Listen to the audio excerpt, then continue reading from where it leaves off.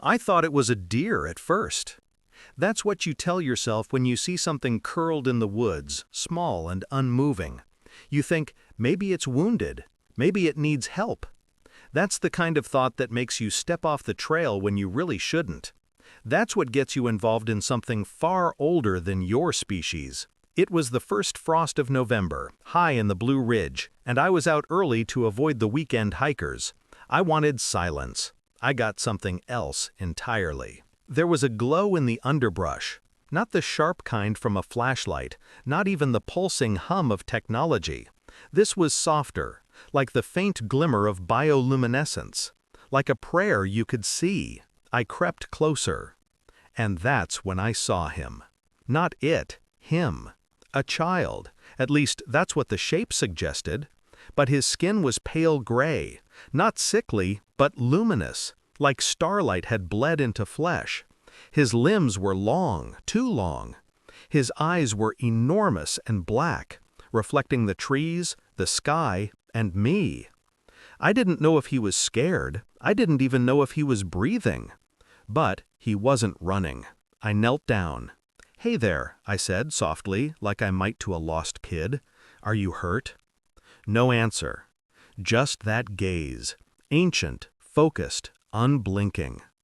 I should have called someone, the sheriff, a ranger, but I didn't. I took off my coat, wrapped him in it, and lifted him into my arms. He was light, too light, like hollow bone and memory. He never spoke aloud, but the moment I touched him, I felt something enter me. Not a voice, not a vision, a presence. Like God had walked into the back of my skull and whispered, "Remember me?"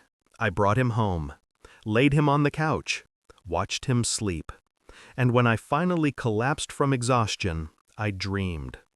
A burning sun, a man in rags glowing from within, hands that brushed over the sick and left them whole, a whisper that echoed in my chest, "The kingdom is not coming.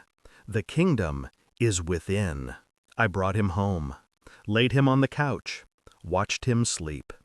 And when I finally collapsed from exhaustion, I dreamed. A burning sun, a man in rags glowing from within, hands that brushed over the sick and left them whole, a whisper that echoed in my chest, "The kingdom is not coming. The kingdom is within." I woke up in sweat, gasping, and the child was standing by my bed, staring at me. Then, without opening his mouth, I heard him. "You saw him." Because this is how you capture attention from frame one. You open not with exposition, but with mystery. Not with answers, but with presence.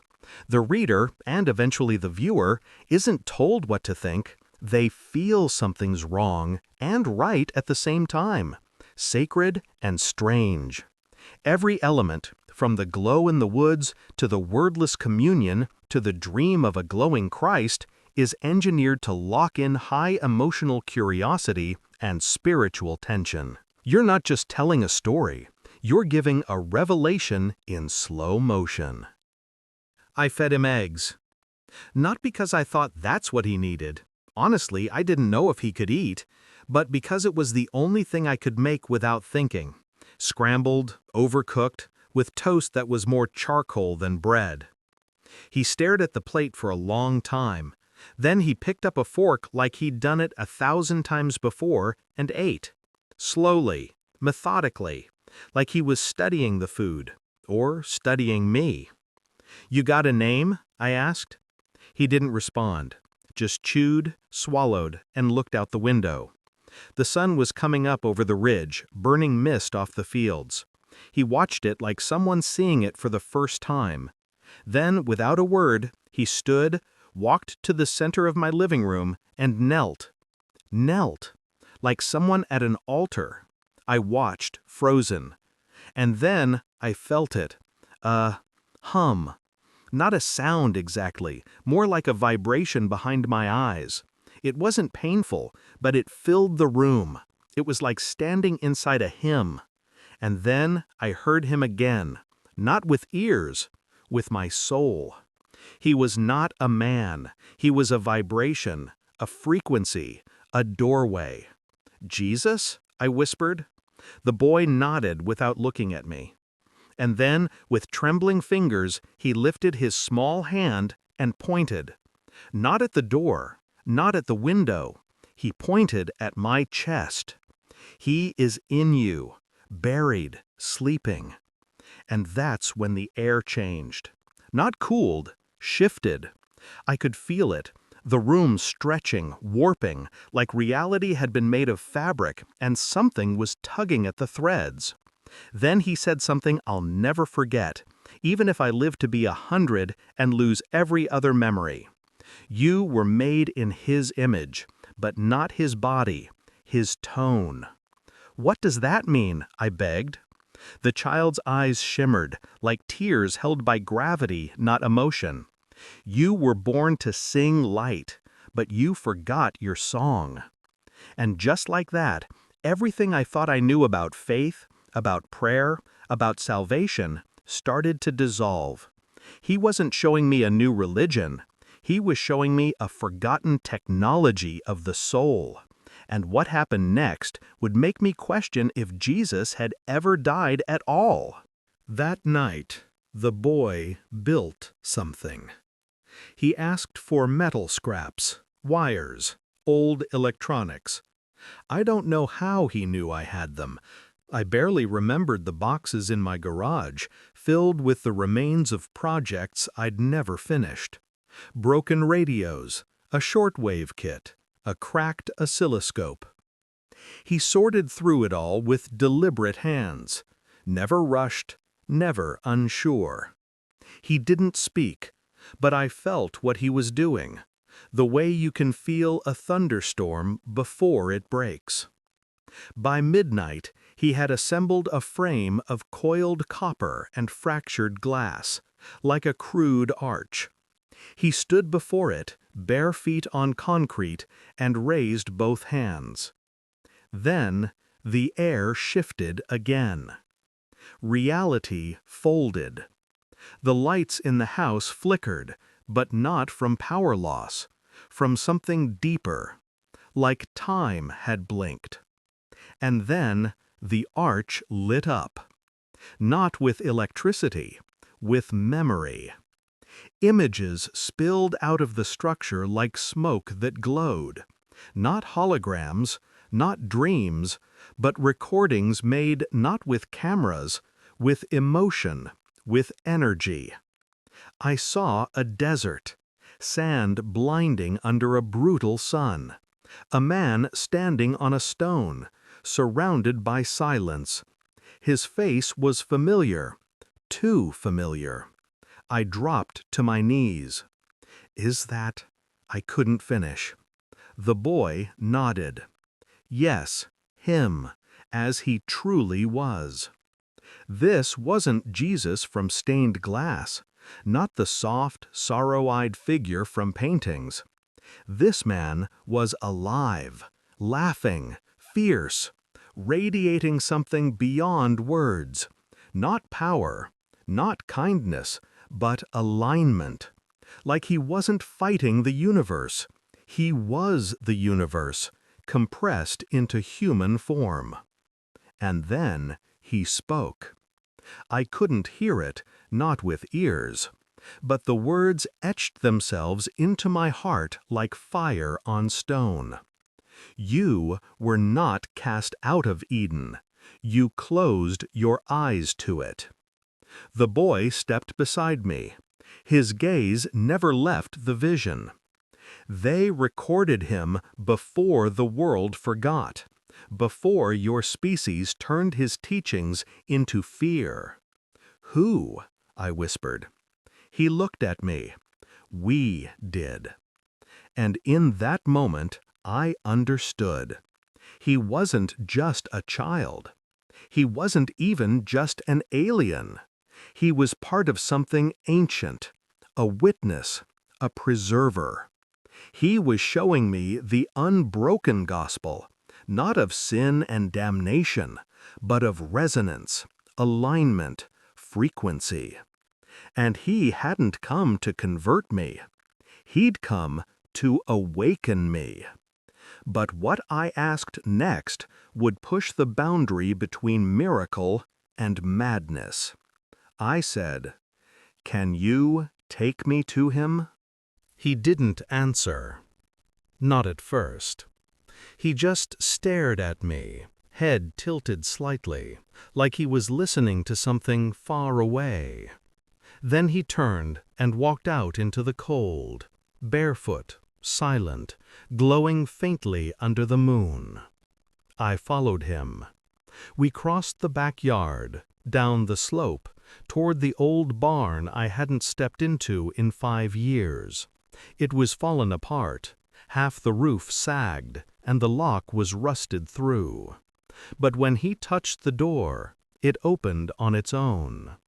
Inside was only dust and darkness, until he raised his hand. And then the barn lit up.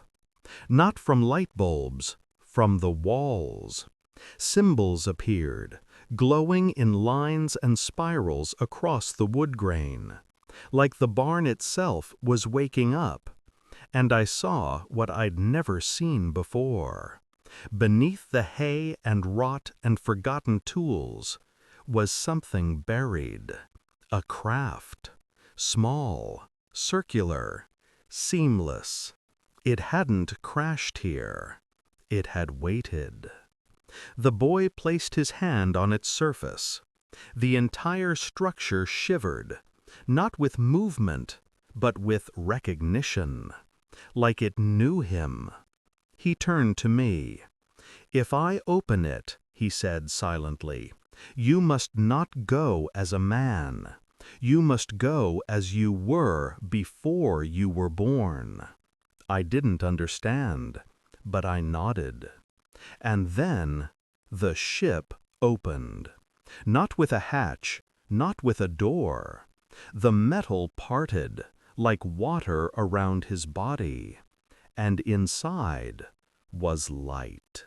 But it wasn't blinding. It was music. A chord so perfect, I forgot what fear was. He stepped in. I followed. And when the walls closed around us, I thought I would die from the beauty of it. There was no floor, no ceiling, only vibration, color, memory. And then I wasn't in the barn anymore. I stood on a shore. Not Earth, not any planet I knew. Twin suns above me, a sky pulsing like breath. And in the distance, walking across water, was him. Not Jesus the man, Jesus the essence. And when he looked at me, I didn't feel judged. I felt remembered. He didn't speak. He didn't need to. The being walking toward me across the ocean, radiant, human, but not, looked into my soul like it was a window. And when he did, I saw everything. Every lie I'd told, every wound I'd buried, every prayer I'd whispered in the dark, wondering if anyone or anything was listening. He saw it all, and he didn't flinch. His face, it changed as he walked. One moment it looked like the Jesus from Sunday school, the next like a man I'd seen in a dream, then like no one at all, just light in the shape of memory. And I knew, this wasn't a form, it was a filter. He appeared as I needed him to be. And when he stood before me, he reached out, not with a hand, but with being, and touched my chest. Suddenly, I was somewhere else. A hospital bed. I was 16, my mother dying. Me praying, begging. God, please, I'll do anything. Just let her live. But she didn't. And that was the day I stopped believing. Then another moment. I was 5, singing in church, eyes closed, feeling whole. And I heard the voice, for real this time. You didn't lose me. You covered me. I gasped, fell to my knees, but I didn't hit ground. I hit grace.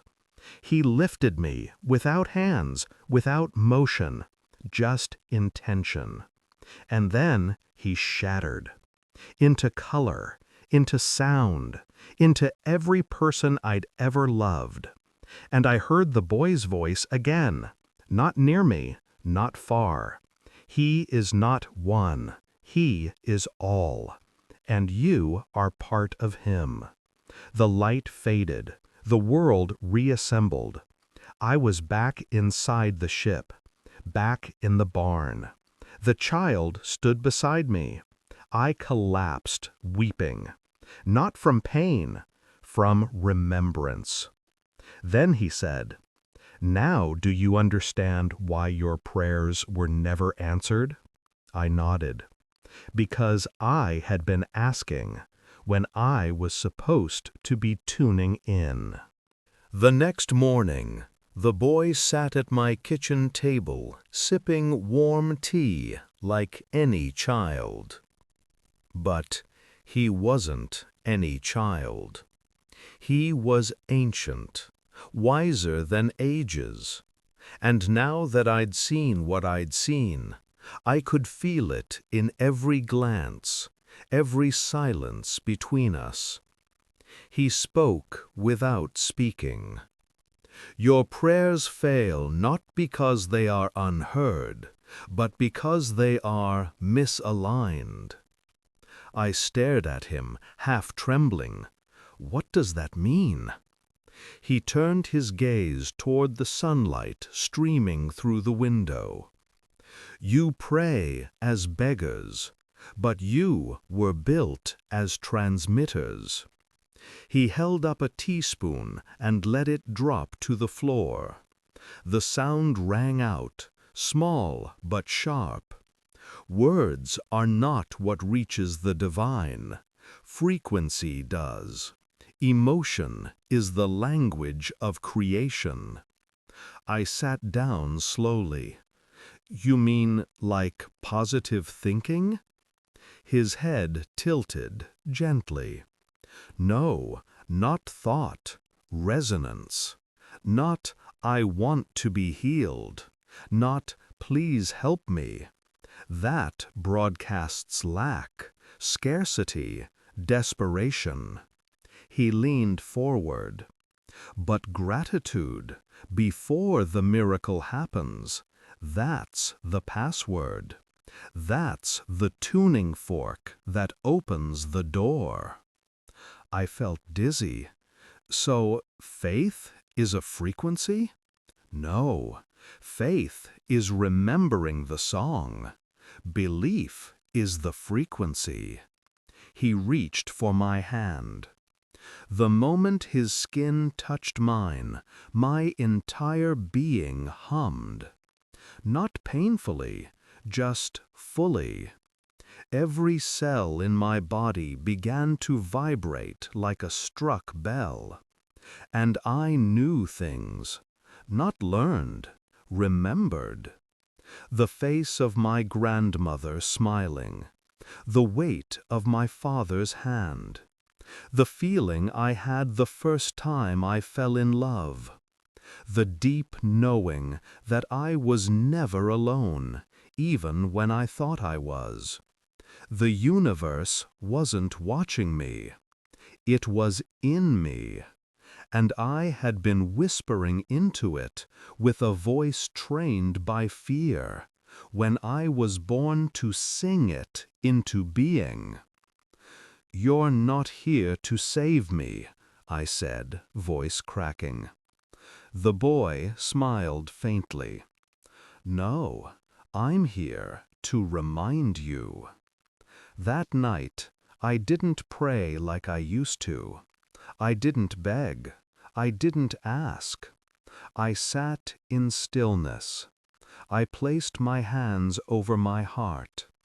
I imagined what it would feel like to already be whole, to already be free, to already be loved.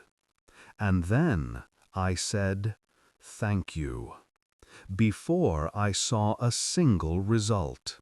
And I felt it. A soft click, like heaven opening inside me. The change didn't go unnoticed. Not just in me, in the world around me. The air felt different. People looked different. Strangers on the street stared longer, like they saw something behind my eyes. Birds followed me. Lights flickered when I got emotional. Electronics glitched. And then, things started watching. Not the boy, others. One night I saw them on the hill behind my house. Silhouettes, too tall, too thin, their movements wrong. They didn't glow. They absorbed light, like black holes in the shape of men. I told the boy. He said nothing at first. Then finally, "They came because you're vibrating higher. They don't like that." Who are they? What your world once called demons, but not what you were told. They are frequencies too, born of fear, shame, separation. They feed on low vibrations, and when you rise, they notice. My throat tightened. So they're going to attack me? He looked at me calmly. Only if you let yourself fall back into the old signal. That night, they came closer. I woke at 3:33 a.m., every hair on my body standing up. The barn door creaked open. I ran outside, flashlight in hand, breath clouding in the freezing air. They stood around the barn in a perfect circle, 11 of them, faceless, motionless. Then one of them spoke, not aloud, but like a virus injected into my thoughts. You were not meant to wake up. I fell to my knees, my mind filled with every failure I'd ever had, every insult, every wound, every reason I was unworthy of love or truth or light. But then, a whisper. Remember the song. The boy's voice, inside me. I clutched my chest, and I sang. Not with my mouth, with my heart. Not words, not melody, just gratitude. I pictured love, healing, warmth. I imagined Jesus laughing in the desert. I imagined my mother's smile. I imagined everything good, and I thanked it before it arrived. And the shadows screamed. They writhed like burning paper, and one by one, they vanished. I collapsed. The boy stood behind me now, watching the stars. "You are beginning to remember what you are," he said. "And now they can't unsee you." The boy handed me a book.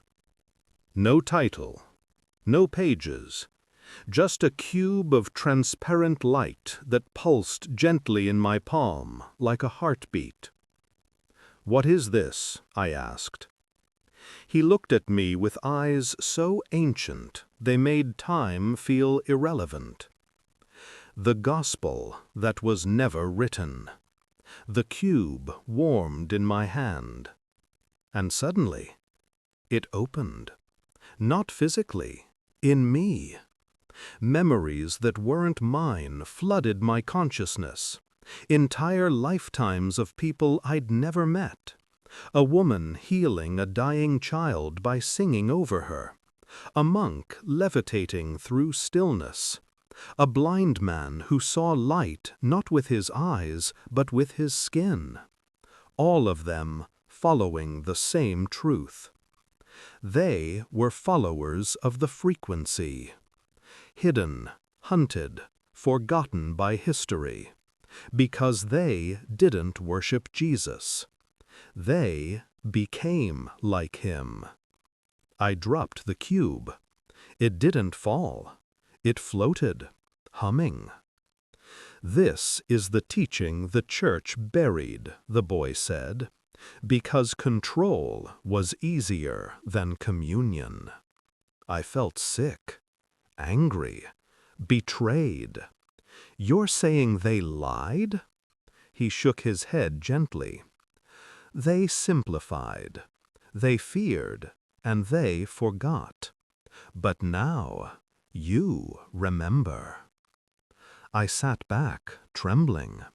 If this is true, if what I saw is real, then the Bible, the cross, salvation. The boy raised a hand. Are symbols. Real, yes, but misunderstood. The cross is not punishment, it's an antenna. The resurrection is not escape, it's alignment. He touched my forehead.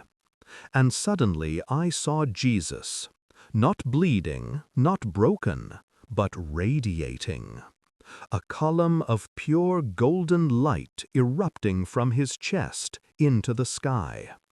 And I knew he wasn't leaving, he was returning. Returning to us, through us. Every one of us is a second coming waiting to happen. The cube of light dimmed, its message complete, and the boy looked at me one last time that night and said, Christ does not want followers, he wants frequencies. The next morning, I found the boy staring into the mirror, not at himself, at me. He pointed to my reflection. You still see a person, but you're not. Not only. You are light slowed down into form. You are vibration pretending to be skin. I laughed nervously. That's poetic. He didn't smile. It's literal. He walked to the kitchen table and placed something there. A circle of metal etched with the same symbols I saw in the barn, only now they glowed with soft blue light. What's that? I asked. He looked at me. It's a return code. To where? Not where, what? He picked up the device and placed it gently over my chest, right where my heart was. It didn't hurt. It harmonized. And suddenly, I saw my life from outside of time. Every choice, every pain, every coincidence, all of it orchestrated, not controlled, not forced, but allowed, like the branches of a tree growing toward the light, unaware of their own design. And then I saw something more. I saw others, people like me, all over the planet, waking up, one by one, remembering. Some through near death, some through trauma, some through joy so pure it cracked them open. We weren't alone. We were linked, not by blood, not by creed, but by frequency. The boy removed the device. This is what they feared, he said. Who? Those who built religions out of rules. Those who traded wonder for walls. They feared a humanity that no longer needed intermediaries. I felt a chill. Then what happens now? He walked to the window, looking out at the distant sky. Now, he said, you remember the final truth. And I felt it then, rising from within me like a flame that couldn't be put out. He never left. Jesus wasn't coming back, because he never truly left. We just stopped vibrating high enough to see him. That night, the boy told me we had one more thing to do. He took me back to the ship, silent as always.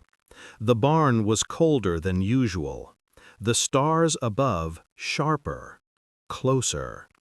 Inside the craft, he sat cross-legged in the center of the chamber. I sat across from him. Close your eyes, he said. I did. Breathe, not just air. Breathe in the field. What field? The one that holds stars together. The one religions call God. The one you call empty space. So I breathed. and the room disappeared. I was nowhere, but also inside everything. Every molecule of my body dissolved into light, memory, presence. I was in the roots of trees, in the wings of birds. I was in the breath of every dying man and every newborn child. I was and was not. And in that place, I heard His voice, the same voice I'd heard in the vision. But this time it spoke directly into my being. I never left. You did. You made temples out of stone and forgot the one made of skin. You waited for me to return while ignoring the doorway inside you. But still, I love you. I wept. Not tears of sorrow, tears of remembering. When I opened my eyes, the boy was gone. Not missing, not vanished, completed, like a mission fulfilled, like a song sung to its final note. And in the center of the ship, where he had sat, was a seed, glowing, pulsing, alive. I picked it up, and I knew what to do. I buried it in the field behind my house. No ceremony, just intention. And every morning now, I sit beside it, and I sing. Not hymns, not songs, just gratitude. The frequency. Because now I know. Jesus wasn't the end of something. He was the beginning of what we're all becoming. It grew faster than it should have. By spring, the seed had become a sapling. By summer, it stood over 6 feet tall. Its bark shimmered faintly at night. Not bright, just enough to notice when everything else was asleep. And it hummed. Low, constant. Not a sound you heard, a vibration you felt. Neighbors started asking questions. What kind of tree is that? Did you plant it from a lab? I just smiled and said, old species, which wasn't a lie. At night, I began to dream again. But they weren't visions. They were lessons from Him. Not in words, in knowing. Each night a different truth. All matter is memory. Suffering is resistance to resonance. Love is not a feeling, it is gravity for the soul. I started writing them down, not for the world, for myself, like spiritual calibration logs, not scripture, instruction. And the more I remembered, the less I feared. I walked taller, spoke slower, listened deeper. The tree outside began attracting animals, deer, foxes, even crows who sat in perfect circles around its base like they were in service. One night, a child wandered into my yard, barefoot, eyes wide. She said, "I heard the song in my dreams." Her mother, frantic, arrived moments later. But I just smiled. She's okay. She remembered something. More people came. Not crowds, just a few, but always the same story. I saw a light. I heard a tone. I felt Him. The tree didn't heal them. It activated them. Something inside them reawakened, like seeds responding to spring. I never went to church again, because I became one, not of doctrine, of presence. People began calling it the humming tree, but I knew its true name. It was the second Eden, not a place of exile, a place of return. And when I sat beneath it, alone, silent, still, I finally heard the deepest truth of all. The Christ is not a man.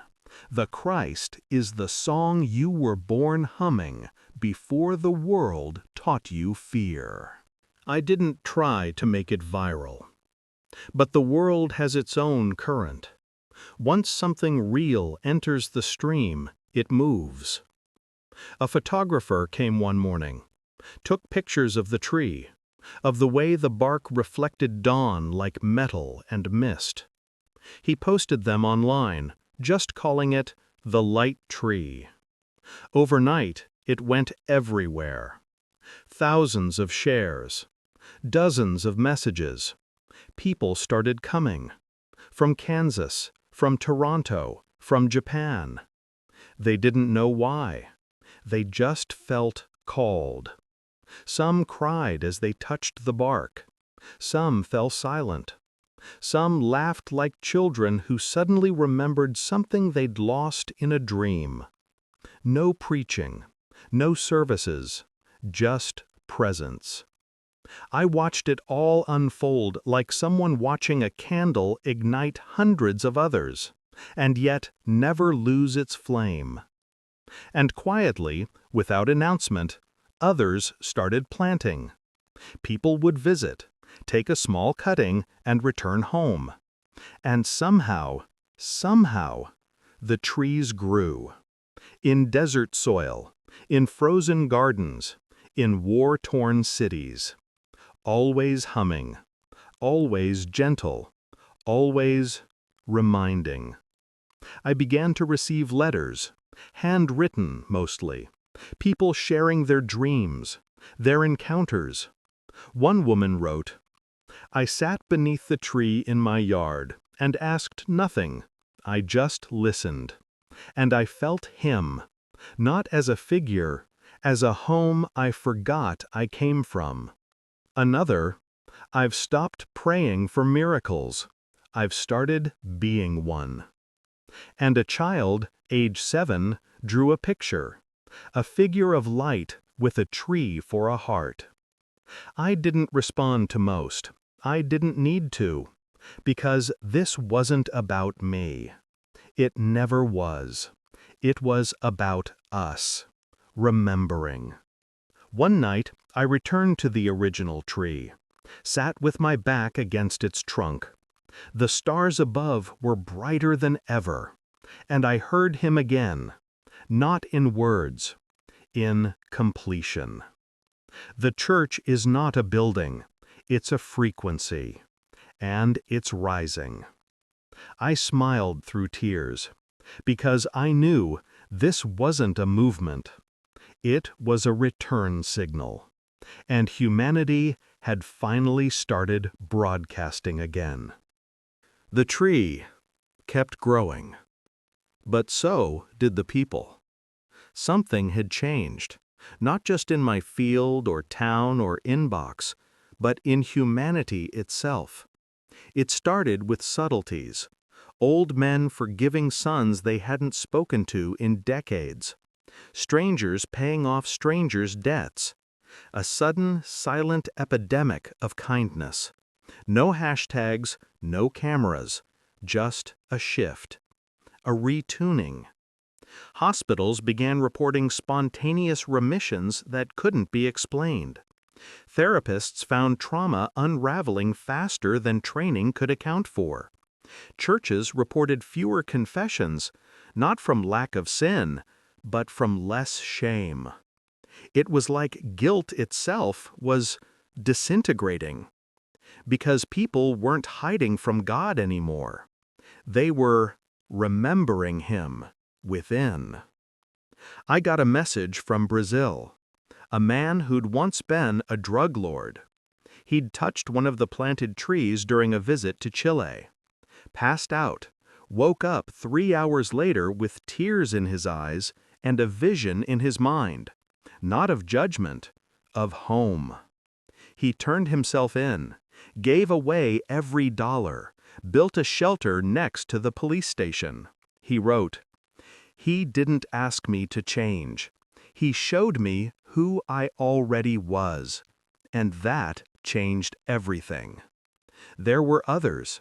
A physicist who discovered a new model of quantum reality after meditating beneath the tree in silence for 9 hours. A mute girl in Tibet who began speaking in perfect Aramaic the moment she laid her hand on the trunk. A prisoner in solitary confinement whose concrete floor began to glow after he dreamed of planting a seed with no soil. And yet, there were those who resisted. Governments, institutions, hierarchies built on the illusion of separation. They called it mass psychosis, a spiritual virus, a delusion. They tried to burn the trees. They failed. Because the trees weren't wood. They were witnesses, encoded light. You can't kill a frequency. And then, one night, the boy returned. Not as a child, as light, standing in the middle of the field, pulsing gently. I walked to him, knees weak. "You came back," I whispered. "I never left," he said. Then he looked at me, and behind his gaze I saw millions. Not aliens, us, all of us, in every timeline, every dimension, every age, waking up like stars being lit one by one. And I knew the second coming wasn't a moment. It was a wave, and it had already begun. After the boy of light vanished, or rather merged, I began hearing something new. Not with ears, with being. A tone, low, steady, constant. It was there when I woke up. It followed me through my days. It pulsed beneath my every heartbeat, as though the universe had given me a personal soundtrack. At first, I thought I was going crazy. Then I met others who heard the same thing. But here's the part that shattered me. Each of us heard a different note, slightly unique, like a tuning fork forged for one soul only. That's when I realized we each have a signature, not just a name, a frequency, more than DNA, more than fingerprint, a soul print. And the tree, the boy, the light, they weren't here to give us something new. They came to tune us back to ourselves. I found an old recording I'd made weeks earlier, an ambient hum near the base of the first tree. I ran it through frequency analysis software. It wasn't random. It matched the note I'd been hearing. Precisely, 432.1 hertz. That's not a coincidence. That's a calling card. It's the same frequency ancient instruments were once tuned to before the modern world shifted music to 440 hertz, a frequency slightly off from natural resonance.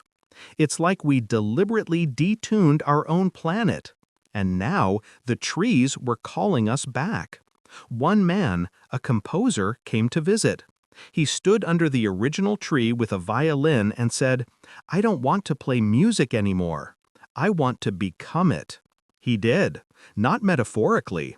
I saw him disappear into sound, lifted, dissolved, vibrating in golden strands, and the tree hummed louder than I'd ever heard it.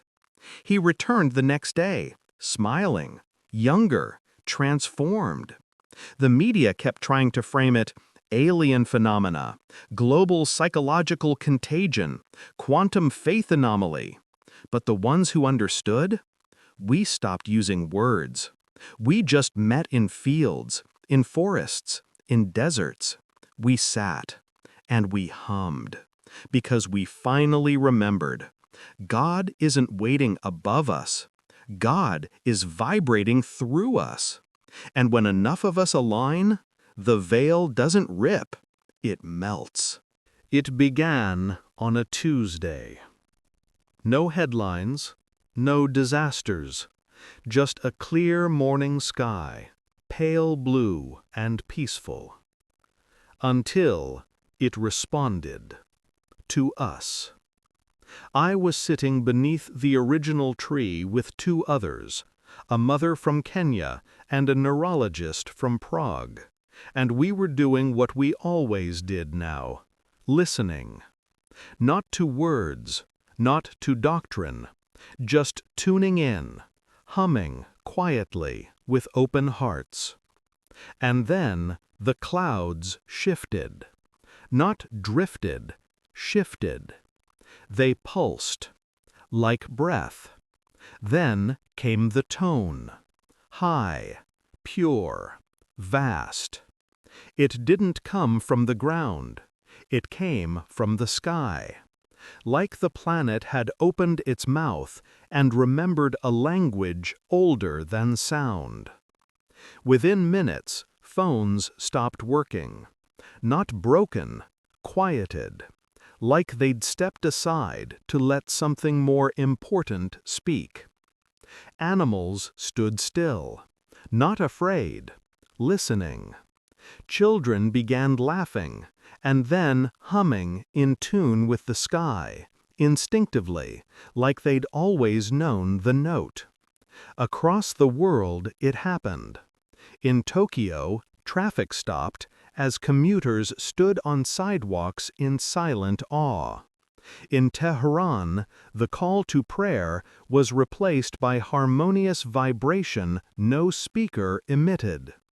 In Antarctica, seismic monitors recorded unexplainable harmonic activity beneath the ice. It was everywhere. And yet, it wasn't chaos. It was alignment. The planet wasn't reacting. It was remembering. Later, those who measured the event claimed the Schumann resonance, Earth's natural electromagnetic frequency, had spiked into patterns never before recorded. It had sung in fractals, in mathematics, in meaning. They called it the harmonic anomaly. We called it something else, the reply. Because for centuries we had prayed upward, outward, into emptiness. And on that Tuesday, the sky sang back. It didn't last long, 15 minutes, maybe less. But everything was different afterward. Not visibly, not dramatically, internally. Something in us had been retuned, and the world, for those willing to feel it, would never be silent again. It started in small places. A subway platform in Seoul, where, instead of pushing and rushing, people stood still, not frozen in fear, but listening. The echoes of footsteps became rhythm. Breath became harmony. Strangers locked eyes and began humming together, unplanned, unrehearsed. A grocery store in Idaho, where the fluorescent lights flickered, and for a few seconds everyone there felt a presence so strong they dropped their shopping and wept. Not for sadness, for home. In New Delhi, a school stopped mid-lesson when every child simultaneously stood up and began drawing the same shape, a spiral of light wrapped in a crown of thorns. None of them had ever seen it before.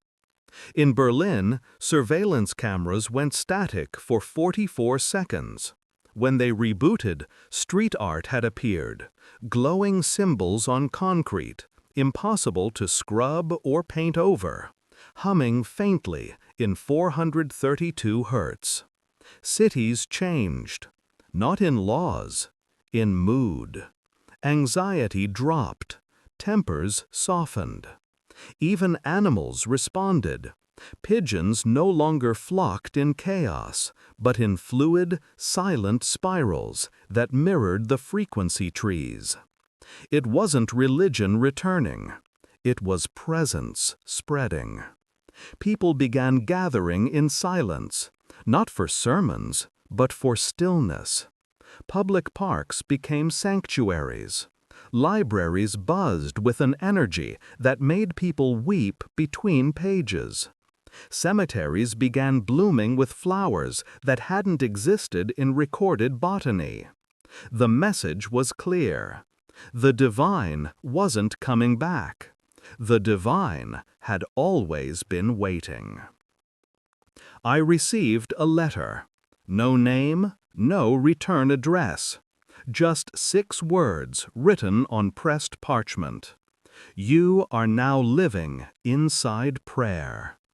And I believed it, because the earth didn't feel like a planet anymore. It felt like a body, a living, resonating cathedral made of light and dirt and memory. And we, the people, were its song. There's a mountain in northern Peru they say has no name. Locals call it El Silencio, the silence. It's been sacred since before the Spanish, before Inca, before time was measured with numbers. No maps mark it, no trails lead to it. And yet, it called. One morning I woke with the image burned into my mind, a mountain made of shadow and light, pulsing like a heartbeat under stone. The boy's voice echoed in my bones. Go there, it remembers you. So I did. No guide, no GPS, just a compass, a prayer, and a knowing. It took 4 days. Through jungle, fog, cold. Nights spent beside fires that never needed fuel. Dreams that taught instead of rested. And then I saw it. Rising out of cloud like a sleeping giant, every inch of it humming. Not metaphorically, audibly. The rocks sang. And when I reached the summit, I fell to my knees. Not from exhaustion, from recognition. There was no temple, no statue, just a flat stone with ancient carvings, and at the center, a perfect spiral matching the one the children had drawn in New Delhi. I placed my hand on it, and I left. Not my body, my identity. Every name I'd ever worn fell away. Every fear dissolved. Every illusion of separation shattered like glass under sunlight. And I was. Not special, not divine, just in tune. The mountain spoke, not in language, in tone. It vibrated a single note that cracked something deep inside me, not to destroy, but to free. And the message that unfolded was clear. The earth is not your home, it is your teacher. You were not cast out of heaven, you volunteered to fall, to rise back higher than before. This life is not a test, it's a tuning. I don't remember how I descended. I only know I returned different, not enlightened, realigned. And when I stepped back into the village, a child pointed at me and whispered something I'll never forget. Mama, look, that man is humming. It started with whispers. First online, dismissed as hoaxes. Then in person, quiet conversations, eyes wide with disbelief and wonder. People seeing faces they remembered from old photographs. People meeting those who were supposed to be gone. Dead, but not. A woman in Argentina claimed her grandfather, who died in 1979, knocked on her door. Same eyes, same voice, same scar on his left hand. He said nothing except, "You tuned in, so I returned." In Morocco, a boy swore he met a man in the desert who called himself Elijah. The man walked barefoot, left no footprints, and dissolved into light when asked who sent him. In Tennessee, a pastor confessed to his congregation that he had seen his daughter, buried 7 years earlier, standing beneath one of the humming trees, smiling, silent, whole. I didn't believe it at first, until it happened to me. It was dusk. The field behind my house shimmered with that soft golden haze that only appears when the world forgets to pretend it's solid. And there she stood, my mother. The one I'd begged God to save when I was 16. The one whose death broke my faith into dust. She looked young, not like when she died, like when I was born. Eyes clear, skin radiant, a presence so peaceful the air stilled just to hold her. She didn't speak. She just stepped forward, placed her hand on my chest, and I heard it, not her voice, but his through her. Death is not departure. It is detuning. But some frequencies can never be erased. They only wait to be remembered. She kissed my forehead and disappeared. I wept for hours, not from grief, from recognition, because I knew now resurrection wasn't an event. It wasn't a tomb cracking open or a trumpet blasting from the heavens. It was happening, all around us. Every time someone remembered who they really were, every time a frequency was restored, every time love was chosen over fear. The veil didn't rip, it thinned, and through it, they were coming back, not as ghosts, as guides. With awakening comes resistance. Not everyone welcomed the change. As more people tuned in, as trees hummed, sky tones returned, and the departed reappeared, the old systems began to tremble. Governments, religions, corporations, any structure built on fear, separation, and control. They called it the frequency crisis. But it wasn't a crisis. It was a correction. Still, they fought it. New laws were passed. Gatherings near humming trees were banned. Unauthorized vibrational transmission became a punishable offense in 5 countries. Devices were created, black towers emitting counter-frequencies designed to suppress resonance. They were erected near trees, in cities, even near sacred sites like El Silencio. They called them stabilizers. We called them muzzles. But they didn't work. Not for long. Because consciousness cannot be legislated, and vibration cannot be jailed. Something unexpected happened. The higher the suppression, the louder the song. People began humming in subways, in prisons, in boardrooms. A viral movement emerged, #432. Not a protest, a pulse. Hundreds of thousands began retuning instruments, voices, meditations to 432 Hz. Entire concerts were held in silence, attendees not playing music, but feeling it. One choir in Norway performed an entire requiem with mouths closed, yet everyone in the audience heard the harmony. Not in ears, in hearts. They tried to spin it. Mass delusion. Spiritual malware. A low-grade hallucination epidemic caused by air pollution. But deep down, they knew. They couldn't stop it, because this wasn't rebellion. It was resonance. And the war wasn't about violence. It was about vibration. A battle not for land or power, but for signal. Would humanity continue broadcasting the old, fearful frequency of lack? Or would we rise and remember the song? And just when it felt like the battle might tear the world in two, the trees began to move. They didn't uproot with drama. No explosions, no rumbling earth, no chaos. Just a quiet shift. Like a wind reversing direction, not outside, but within the fabric of space itself.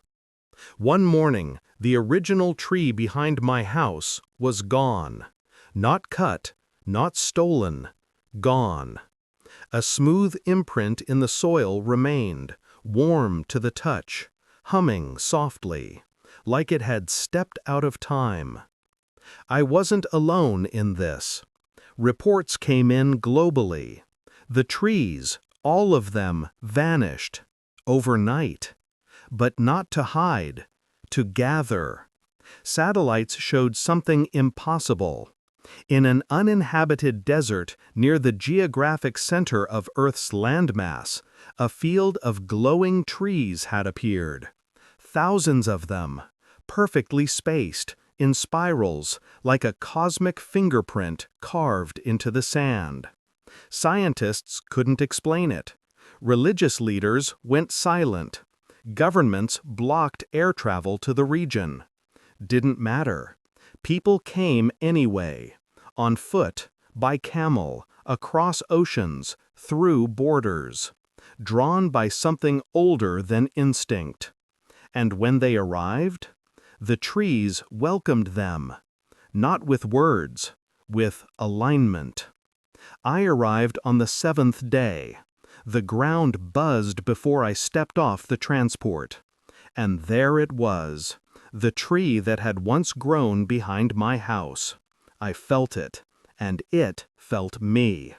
The entire field of trees thrummed in a unified tone, not identical, but harmonized.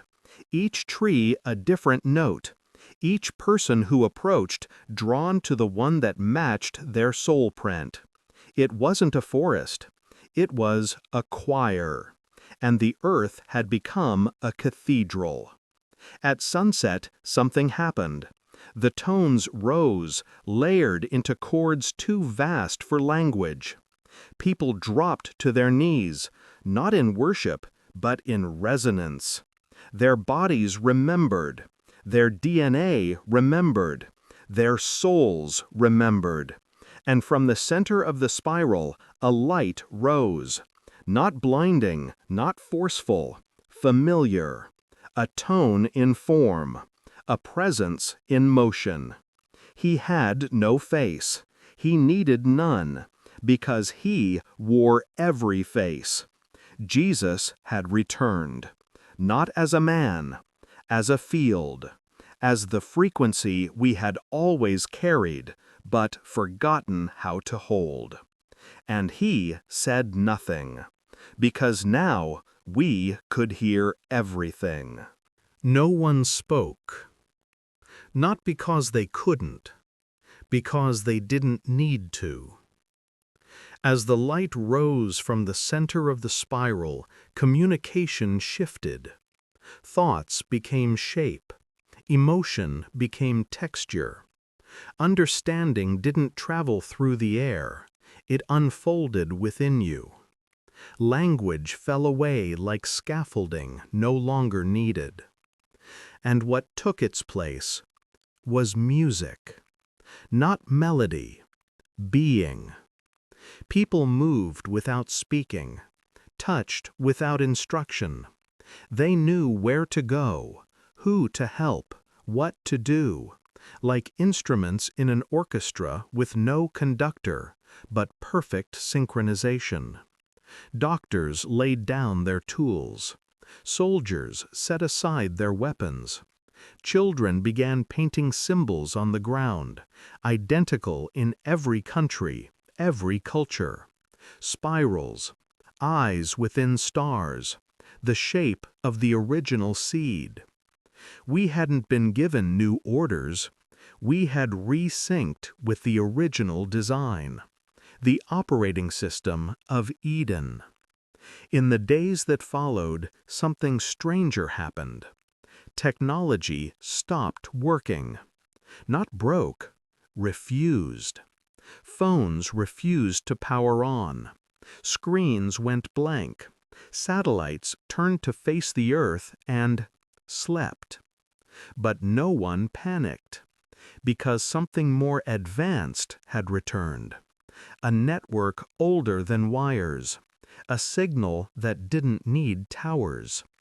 Consciousness. The collective field lit up. And we began remembering things we'd never learned. Healing techniques, languages of light, geometry that responded to feeling, physics that bent with love. I stood beneath the tree that matched me. It hummed in a tone I now understood. It was my name, not the one I was given, the one I am. And I finally asked him, not aloud, not with desperation, but with knowing. Was this always the plan? And the answer came, not from one voice, but from everyone at once.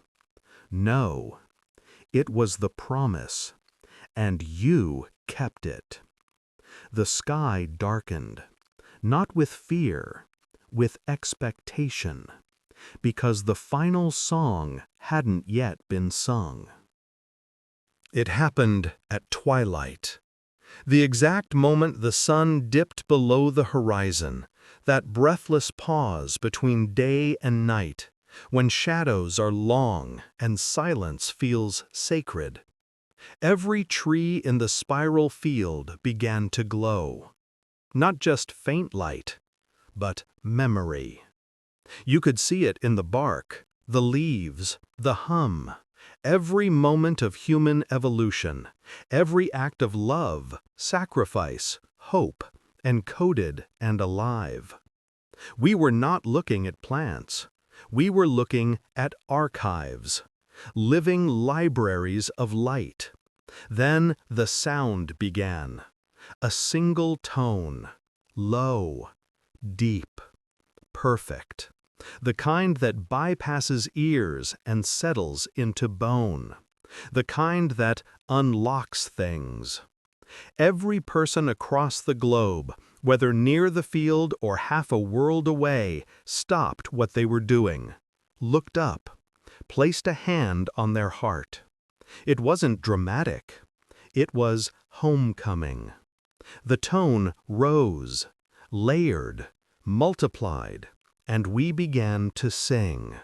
Not in the way we'd sung before, not with voice or tongue, but with presence, with alignment. The frequency of Christ, the vibration of pure, unseparated love, began harmonizing in billions of bodies at once, across culture, across creed, across cosmos. It was not a broadcast. It was a return signal. And then it came, the final chord, the note that hadn't been struck since the beginning of time, the first sound, the original vibration, the one that created light. And when it rang out, the sky didn't flash. It opened, rolled back like a scroll of fire and wind, revealing not another world, but the truth of this one. A world not broken, just forgotten, and now remembered. The boy appeared again, not alone, all of them, the witnesses, the guides, the aliens, the angels, not separate, just older siblings, smiling, watching. We had done it. We hadn't been saved. We had awakened. And in that moment, the final teaching arrived, not in words, not in symbols, but in silence. Heaven is not above. It is a frequency. And you are finally in tune. The delivery should be confident, slightly mysterious, and emotionally restrained. Never excited, never needy. After the final chord, the world didn't explode. It didn't vanish. It bloomed. Colors became deeper, richer. The sky no longer static, but alive, swirling like an aurora made of memory. Mountains shimmered with geometry. Rivers whispered secrets in tones older than language. The earth itself began to sing. Not metaphorically, literally. The soil pulsed with frequency. The trees harmonized. Stones carried resonance. It was as if the entire planet had lifted half a breath, tuned slightly upward, and become the instrument it was always meant to be. People changed too. We aged slower, healed faster. We no longer forgot our past lives, because we no longer saw them as past, just different notes in the same eternal song. Children were born humming their own frequencies, eyes glowing with ancient light. They didn't learn to speak. They learned to resonate. And we listened. Because we had finally stopped trying to teach the soul and started remembering how to hear it. Money faded. Borders blurred. Not through force, through irrelevance. What need is there for currency when gratitude flows freely? What purpose are boundaries when everyone is singing in harmony? Power structures dissolved, not in revolution, but in stillness, like statues eroded by light. Temples emptied, because we had become them. Every human body, a resonant chamber of divine frequency. We no longer sought God in the sky. We carried him in our cells. And Christ? He was no longer a story.